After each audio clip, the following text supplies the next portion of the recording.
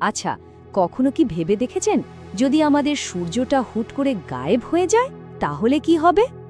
চলুন তো এই দারুণ প্রশ্নটার উত্তর আজ বিজ্ঞানের চোখে খুঁজে বের করা যাক। ভাবুন তো একবার, ঠিক এই মুহূর্তে সূর্যটা নেই, আমাদের এই পৃথিবীর তাহলে কি হবে? সবকিছু কি সাথে সাথে নিকষ কালো অন্ধকারে ঢেকে যাবে? আমরা তো ভাবি যে সূর্য গায়েব হওয়া মানেই ব্যাস সাথে সাথে চারদিক অন্ধকার, কিন্তু আসল ব্যাপারটা জানেন, আরও অনেক বেশি অবাক করার মতো।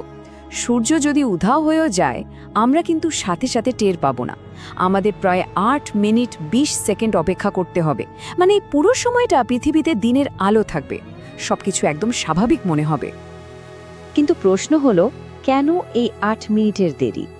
এর উত্তরটা আসলে লুকিয়ে আছে আলো আর মহাকর্ষের গতির একটা দারুণ সম্পর্কের মধ্যে। এখানে চলে আসে গ্রেট অ্যালবার্ট আইনস্টাইনের জেনারেল থিওরি অফ রিলেটিভিটি।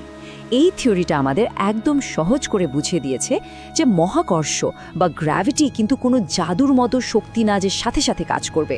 মানে সূর্যের আলো নিভে যাওয়ার খবরটা আর ওর মহাকর্ষের টান চলে যাওয়ার খবরটা দুটোই আসলে একই স্পিডে, মানে আলোর গতিতে ছুটে আসে। আর তাই দুটো খবরই আমাদের পৃথিবীতে পৌঁছাতে একদম একই সময় নেয়। ব্যাপারটাকে আরেকটু সহজ করে ভাবা যাক, কেমন? ধরুন একটা বড় চাদরকে চারদিক থেকে টান টান করে ধরে রাখা হয়েছে। এখন এর মাঝখানে যদি একটা ভারী বল রাখা হয় চাদরটা বেঁকে যাবে, তাই না?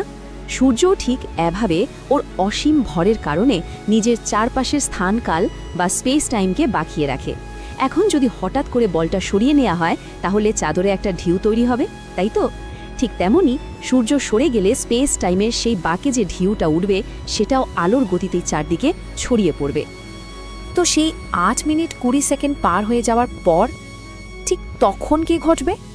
তখন থেকেই শুরু হবে আমাদের পৃথিবীর জন্য একটার পর একটা ভয়াবহ পরিণতির সিরিজ।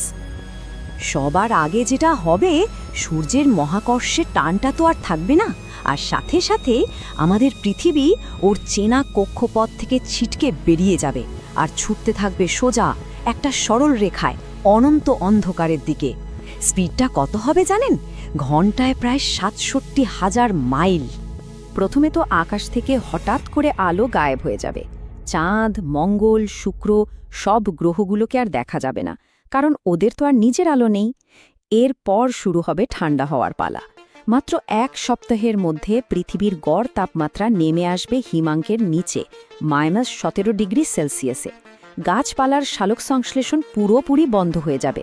আর ভাবুন, মাত্র 1 বছরের মাথায় আমাদের এই সবুজ গ্রহটা একটা জমাট বরফের গোলক হয়ে যাবে, যার তাপমাত্রা হবে -73 ডিগ্রি সেলসিয়াস।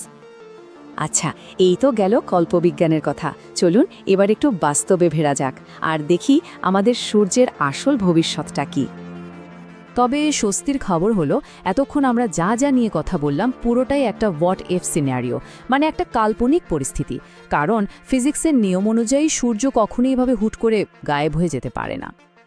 আসল ব্যাপারটা হলো, আমাদের সূর্য এখন ওর জীবনের সবচেয়ে স্থিতিশীল পর্যায়ে আছে। কিন্তু আজ থেকে প্রায় 500 কোটি বছর পর যখন ওর ভেতরের হাইড্রোজেন ফিউল শেষ হয়ে আসবে, তখন ওটা ফুলতে শুরু করবে আর পরিণত হবে একটা বিশাল রেড জায়ান্ট বা লোহিত দানবে। আর এতটাই বড় হয়ে যাবে যে বুধ, শুক্র আর হ্যাঁ, সম্ভবত আমাদের এই পৃথিবীটাকেও গিলে ফেলবে। এরপর ওর বাইরের স্তরগুলো ধীরে ধীরে মহাকাশে ছড়িয়ে পড়বে আর তৈরি করবে দারুণ সুন্দর একটা প্ল্যানেটারি নেবিউলা। আর একদম কেন্দ্রে পড়ে থাকবে শুধু ওর ঘন প্রচণ্ড উত্তপ্ত কোরটা, যেটাকে আমরা বলি হোয়াইট ডোয়ার্ফ বা শ্বেত বামন। অনেকের মধ্যে একটা ভুল ধারণা আছে যে আমাদের সূর্য হয়তো একটা সুপারনোভা বিস্ফোরণের মধ্যে দিয়ে শেষ হবে কিংবা একটা ব্ল্যাক হোল হয়ে যাবে। কিন্তু সত্যিটা হলো, সুপারনোভা হতে গেলে একটা নক্ষত্রের ভর সূর্যের চেয়ে কমপক্ষে 8 গুণ বেশি হতে হয়। আমাদের সূর্যের মতো নক্ষত্রদের ভবিতব্য আসলে অনেক শান্ত। ওরা ধীরে ধীরে একটা শ্বেত বামনে পরিণত হয়। আচ্ছা, শেষ করার আগে চলুন আবার সেই প্রথম কল্পনাটাতে ফিরে যাই আর নিজেদেরকে একটা শেষ মহাজাগতিক প্রশ্ন করি। সূর্য ছাড়া আমাদের পৃথিবীটা তখন হয়ে উঠবে একটা রোগ প্ল্যানেট বা যাযাবর গ্রহ। গ্যালাক্সির এদিক ওদিক উদ্দেশ্যহীনভাবে ভাসতে থাকবে। হ্যাঁ, ভূপৃষ্ঠের সব জীবন তো নিশ্চিহ্ন হয়ে যাবেই, কিন্তু একটা ক্ষীণ সম্ভাবনা কিন্তু থেকেই যায়। গভীর সমুদ্রের তলদেশে যেখানে হাইড্রোথার্মাল ভেন্ট আছে সেখানকার কিছু অণুজীব হয়তো বেঁচেও যেতে পারে, কারণ ওরা তো সূর্যের আলোর উপর নির্ভর করে না, ওরা শক্তি নেয় পৃথিবীর নিজের ভেতরের জিওথার্মাল হিট থেকে। তাহলে শেষ প্রশ্নটা কি দাঁড়াচ্ছে? কোটি কোটি বছর ধরে এই বিশাল গ্যালাক্সিতে একা একা ভেসে বেড়ানোর পর আমাদের এই নিঃসঙ্গ যাযাবর পৃথিবী কি কখনো কোনো নতুন সূর্যের মহাকর্ষের টানে আটকা পড়তে পারে? সেখানে কি আবার নতুন করে সবকিছু শুরু হতে পারে? এই অবিশ্বাস্য মহাজাগতিক সম্ভাবনাটা নিয়ে আপনাদের কি মনে হয় অবশ্যই কমেন্ট করে জানাবেন।